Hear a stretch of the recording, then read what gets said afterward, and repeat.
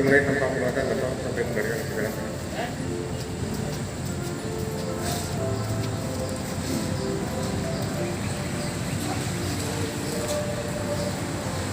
Mengawali tugas pada hari ini berdoa baik dengan nama Allah yang Maha Pengasih lagi Maha atas rahmat dan petunjukmu bagi kami siap melaksanakan tugas berbakti kepada bangsa dan negara. Sinarilah hati kami dengan nurul petunjukmu, semoga tugas yang kami emban dapat memberi manfaat bagi masyarakat, bangsa dan negara. Ya Allah, jiwa dan tekad pengabdian kami dengan keimanan, kesabaran dan keikhlasan. Tuntunlah kami ke jalan yang Engkau ridhoi dan bimbinglah kami untuk mencapai sukses melalui kebersamaan. Ya Allah, ampunilah dosa dan kesilapan kami serta terimalah bakti dan doa kami. Amin. Warahmatullahi wabarakatuh. Selamat pagi dan salam sejahtera bagi kita sekalian. Yang saya hormati Pak Wakar, rekan-rekan Kanit, kasih seluruh personel Polsek Pontianak Timur yang saya cintai dan saya banggakan. Pertama-tama marilah kita senantiasa memberikan puji syukur karena pagi ini kita masih diberikan nikmat kesehatan, nikmat kesempatan, sehingga pagi ini kita bisa melaksanakan apel pagi untuk memulai tugas kita sepanjang hari ini. Untuk rekan kita yang berhalangan sakit, kita doakan bersama mudah-mudahan cepat diberikan kesembuhan. Beberapa hal yang perlu saya sampaikan kaitan dengan dinamika situasi saat sekarang ini. Hari ini tanggal 12 Juli pemberlakuan PPKM darurat yang rekan-rekan sudah terima. Suaranya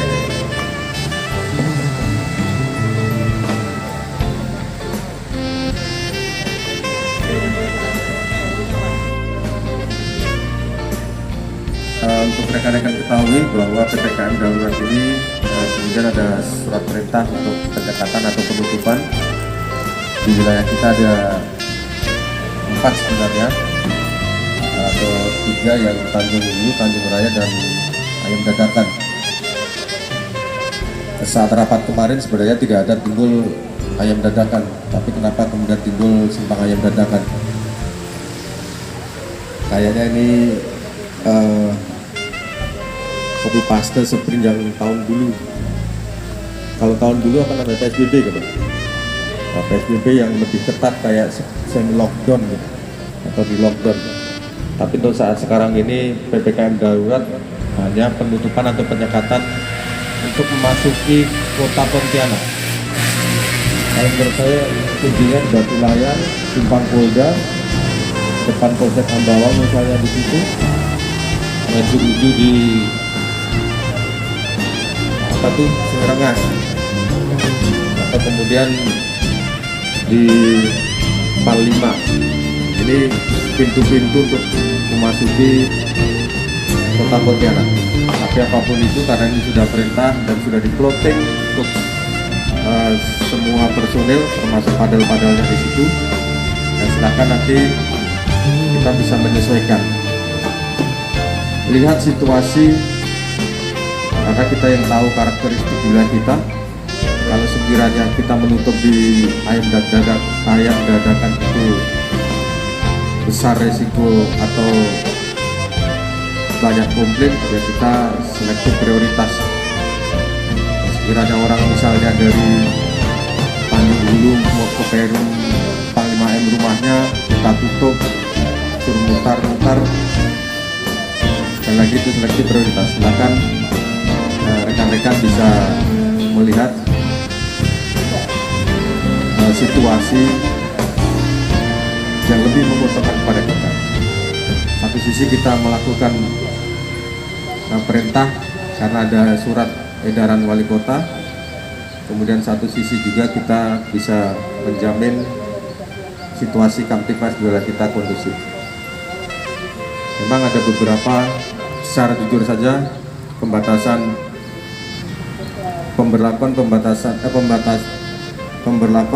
kegiatan masyarakat darurat ini, kalau kita lihat banyak berdampak kepada ekonomi, juga ekonomi kecil yang mungkin masyarakat selama ini menggantungkan hidupnya. Nah, rekan-rekan pahami di surat edaran itu nanti jangan saklek, artinya mana-mana yang boleh melintas atau mana-mana yang boleh buka, mana-mana yang boleh kita suruh jalan. Ada sektor kritikal, yaitu dari sisi keamanan, kesehatan. Misalnya petugas security mall, dia rumahnya di Siantan, masuk ke kita dan pakaian lengkap misalnya security, ya syukur-syukur dengan ID dan jadwal jaganya kita bolehkan untuk melintasi. Termasuk kesehatan, misalnya ada ambulan, ada orang sakit yang mungkin sakit tidak dibawa dengan mobil ambulan, mobil pribadi, tapi kalau kita lihat juga itu sakit, ya kita prioritaskan. Itu sektor-sektor esensial, sektor perbankan, mana-mana yang boleh buka, termasuk mungkin akan ada baca warung makan, kafe boleh buka, tidak ada batas waktu itu, tapi tidak melayani makan di tempat, harus take away.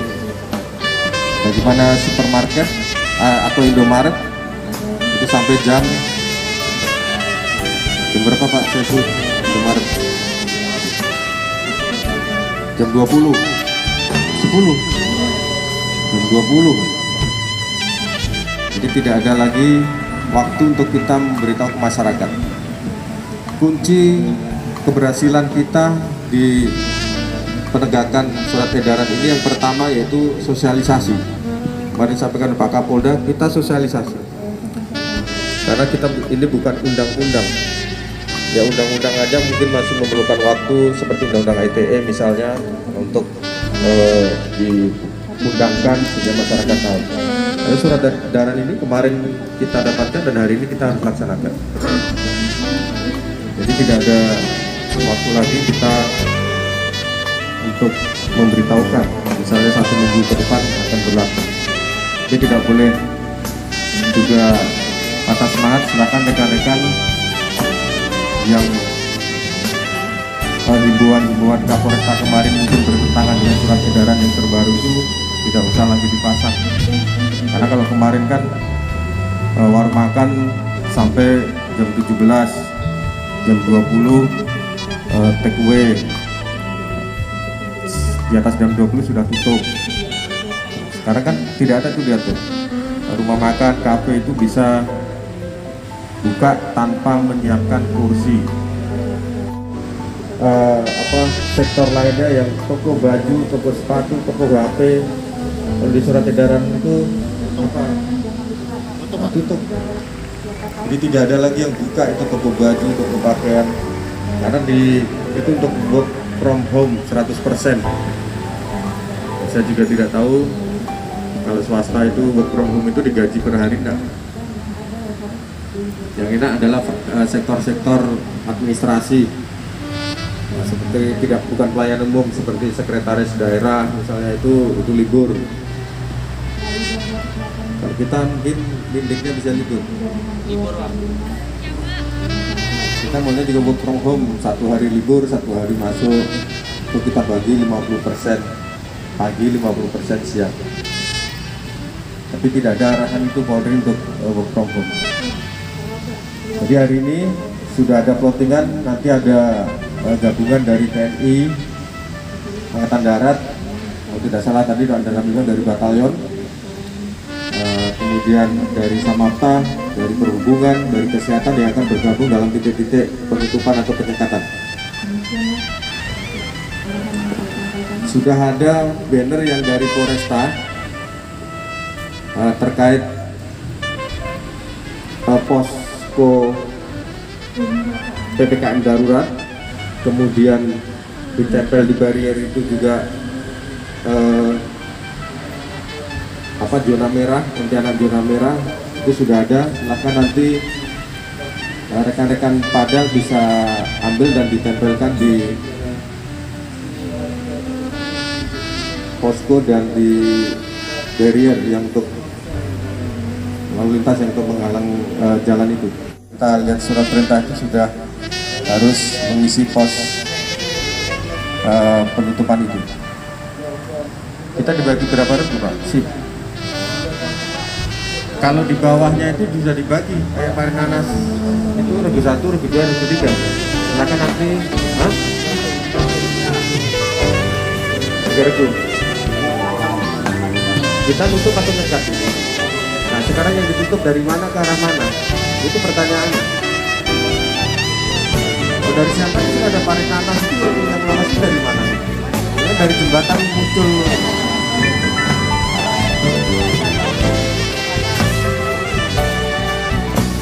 Ya, kalau ditutup kan berarti balik lagi kan?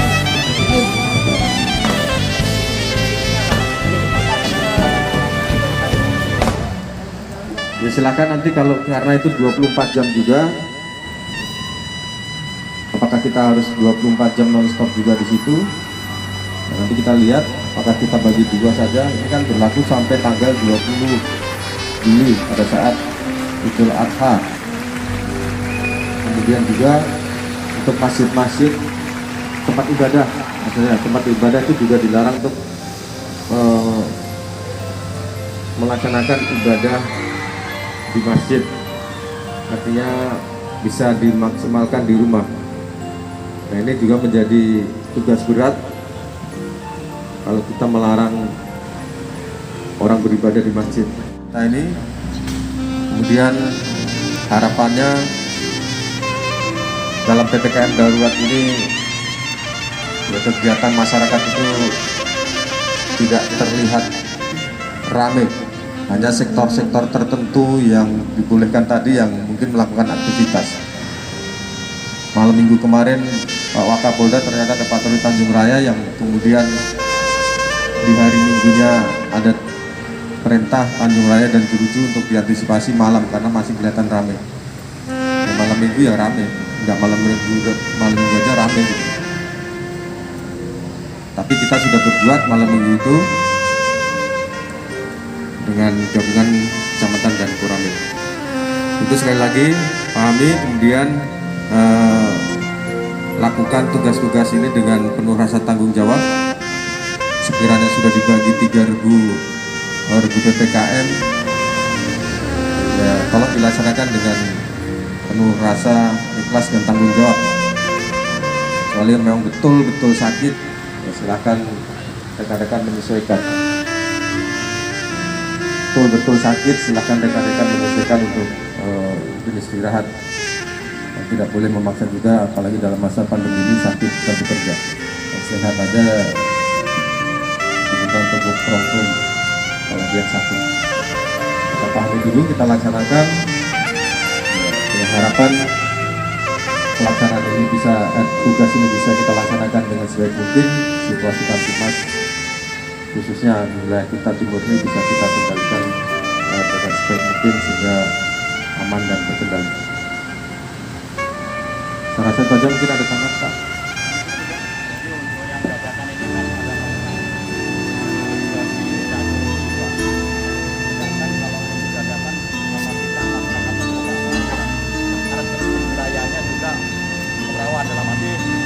Tahun kemarin juga sempat ikut gitu. Apalagi kita hanya 2 orang.